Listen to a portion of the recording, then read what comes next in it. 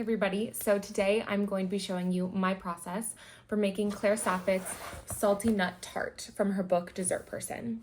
I made this around the holidays to bring to a holiday party accompanied by some different types of cheese. It's not a technically challenging recipe, so it's something you could whip up in just a day. And I'll let you know at the end what I thought, but I hope you enjoy watching my process and maybe even try it out yourself. Okay guys, so the base of this tart is Claire's sweet tart dough. You have some almond flour in there as well as regular flour, and first we're going to toast the almond flour. So this is me spreading it out on a baking sheet. You're going to put it in at about 350 for up to 10 minutes until it's dark and fragrant. But in this we also have some all-purpose flour as well as some confectioner's sugar, which I have here, some salt, and I'm going to set that aside.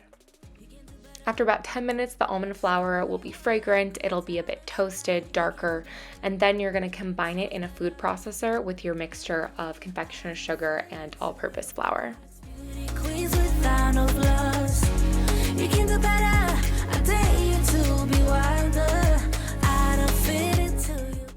Once you have it all mixed together, you can see I sort of had to use a spatula. You're going to add in cold chunks of butter like you would any pie dough, but we're going to let the food processor do the work here. So you're going to pulse that until it starts to come together. It won't come all the way together. You'll have some sort of chunks, as you can see right here. So you're going to mix together an egg yolk and some vanilla, and that is going to be the liquid you need to get it to come together and form a ball. Let me show you what a good time looks like. You can't do better, so much better. Once you have it come together, put it in some plastic wrap and then stick it in the fridge for at least 30 minutes so it can harden up before we use it. Once it's chilled, you're going to cut it into strips as I'm doing here. And we're actually going to use these strips to press it into the tart pan as opposed to just one big chunk and trying to spread it out. It was definitely a little bit challenging to get it a uniform thickness all around, so I used a cup measuring tool to sort of flatten the edges, and then you're going to trim the sides because you want it to be uniform on the sides of the tart, and you can use those shavings that you take off to fill in any gaps, but this definitely took a little bit. I wanted to make sure I had it nice and uniform.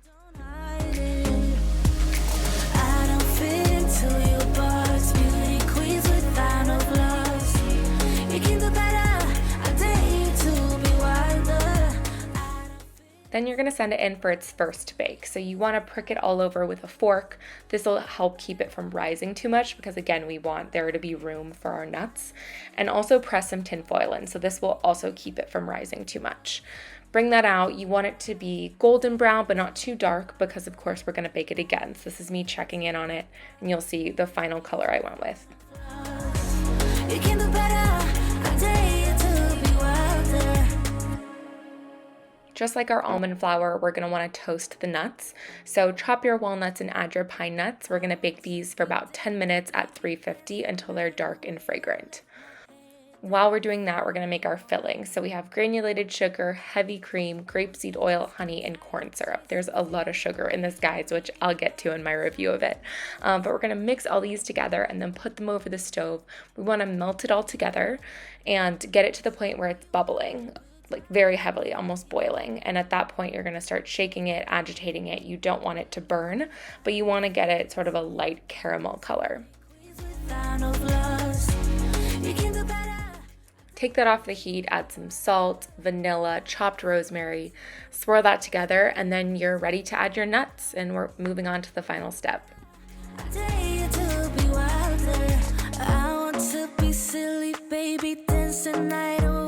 Kick my shoes off if I want. Let yourself be free. Once it's all mixed, pour it back into that tart dough, and we're going to bake it for another 25-30 minutes until the center is brown and bubbling. Let me show you what a good time looks like. You can't do better, so much better. I don't fit to your box, beauty queens without no gloves. You can do better. I dare you to be wilder. You're going to take some flaky salt, add more of your chopped rosemary, and that's going to be the topping to our tart. So once it's out, you can do it while it's still hot. Just sprinkle that over the top, and then you're done. Once it's cooled, you can take it out of the tart pan and it's ready to serve.